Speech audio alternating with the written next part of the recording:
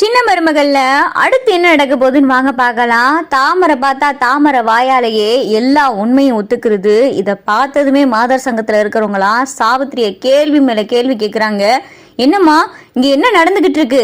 எங்க கிட்ட வந்து என்னென்னமோ சொல்லிக்கிட்டு இருந்த, அப்படி இப்படின்னு சொல்லிட்டு என் பிள்ளைக்கு நியாயம் வாங்கி கொடுங்க என்னென்னமோ கேட்டுக்கிட்டு இருந்த. இப்ப என்னன்னா உன் மக என்னென்னமோ சொல்லிக்கிட்டு இருக்கா.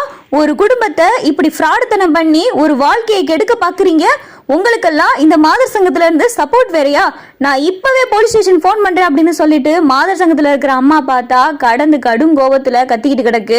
ஐயோ எதுவும் பண்ணிடாதீங்க, அவ ஏதோ பயத்துல உளறிக்கிட்டு இருக்காங்க, அவ சொல்றது எதுவுமே உண்மை இல்லைங்க அப்படின்னு சொல்லிட்டு சாவித்திரி சொல்லவும் அப்பதான் பார்த்த தாமரை, போதுமா போதும், இனிமேலு இந்த நாடகம் வேண்டாம். ஒவ்வொரு நாளும் சித்திரவதை அனுபவிக்கிற மாதிரி இருக்கு. இப்ப நெருப்புல நிக்கும் போது எனக்கு எப்படி இருந்துச்சுன்னு தெரியுமா? போதும், என் கழுத்துல சேது மாமா தாலி கட்ட போறது இல்லைன்னு முடிவாய் போயிருச்சு. இதுக்கு மேல எதுக்குமா நாடகம்? எதுக்கு நாடகம்? நான் எல்லா உண்மையும் சொல்றேங்க. சேது மாமா என்னை கெடுக்கவே இல்லை. அன்னைக்கு சேது மாமா பிறந்த நாளப்ப நான் தான் சேது மாமா ரூமுக்கு கேக் எடுத்துட்டு போனேன். அந்த கேக்ல ஏற்கனவே மயக்க மருந்தெல்லாம் கலந்துதான் எடுத்துட்டு போனேன். மயக்க மருந்து கலந்த கேக்க மாமா சாப்பிட்டதுனால அன்னைக்கு மயங்கிட்டாரு. மற்றபடி மாமாவுக்கு எனக்கும் எந்த தப்பும் நடக்கல. மாமா என் மேல சுண்டு விரல் நெகம் கூட பட்டது கிடையாது. மாமா மேல எந்த தப்புமே கிடையாது. எல்லாத்துக்கும் காரணம் நான் தான். எங்க அம்மாவும் நானும் சேர்ந்துதான் சேது மாமாவை எப்படியாவது அடையணும் அப்படின்றதுக்காண்டி தான் நான் இந்த மாதிரி எல்லாம் போய் சொன்னேன். மாமா மேல எந்த தப்பும் கிடையாது. எல்லா தப்புக்கும் காரணம் நானும் எங்க அம்மாவும் தான் அப்படின்னு சொல்லிட்டு இங்க பார்த்தா தாமரை சொல்லவும், அடியே தாமரை என்னடி பேசிக்கிட்டு இருக்க அப்படின்னு சொல்லிட்டு இங்க சாவித்திரி பார்த்தா கடந்து கத்திக்கிட்டு இருக்கு. போதுமா போதும், என்ன தண்டனை கிடைச்சாலும் அதை நம்ம பார்த்துக்கலாம். இதுக்கு மேல என்னால பொய் நாடகம் நடிக்க முடியாதுமா அப்படின்னு சொல்லிட்டு இங்க பார்த்தா தாமரை மொத்தமா திருந்திருது. அடியே தாமரை என்னடி பேசிக்கிட்டு இருக்க அப்படின்னு சொல்லி சாவித்திரி சொல்லவும் அப்பதான் பார்த்தா போதும்டி, வாய நீ மூடு. உன்கிட்ட வந்து நான் என்ன கேட்டேன்? என்னன்னாலும் ஒளிவு மறைவு இல்லாம என்கிட்ட சொல்லிரு. நான் ராஜாங்கத்திட்ட எடுத்து சொல்லி உன்னைய மறுபடியும் அந்த வீட்டுக்குள்ள ஏத்துக்கிற வைக்கிறேன் அப்படின்னு சொன்னேனா இல்லையா? அப்ப கூட என்கிட்ட எவ்வளவு திமிரா நீ பேசிக்கிட்டு இருந்த.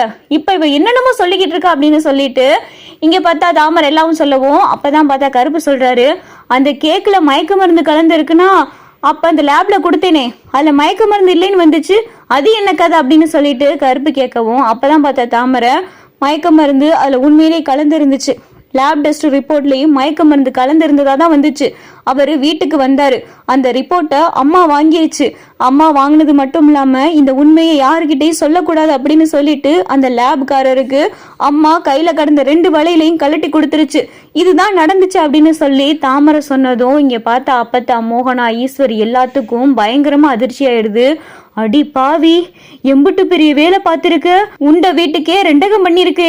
அடி பாவி, நீ எல்லாம் நல்லா இருப்பியா அப்படின்னு சொல்லிட்டு இங்க அப்பத்தா பார்த்தா கடந்து திட்டிக்கிட்டு இருக்காங்க.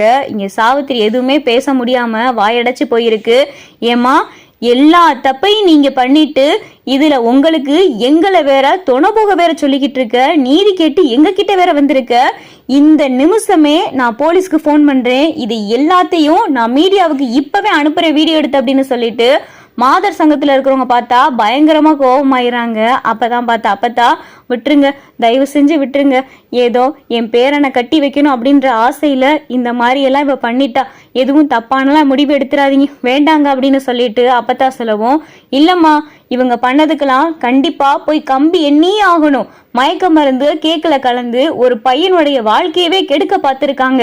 இவங்க சொன்னதெல்லாம் இப்ப நாங்க நம்பிக்கிட்டு இவங்களுக்கு இங்கக்காக வந்து நின்று இதுல இவங்களுக்காக நாங்க போராட்டம் வேற நடத்தணுமா? எங்க கிட்ட இவங்க என்னெல்லாம் சொன்னாங்கன்னு தெரியுமாமா? இல்ல இதை சும்மா அப்படியே விட முடியாது, நான் போலீஸ்க்கு போன் பண்றேன் அப்படின்னு சொல்லிட்டு மாதர் சங்கத்துல இருக்கிறவங்க பார்த்தா போலீஸ்க்கு போன் பண்ணிடுறாங்க.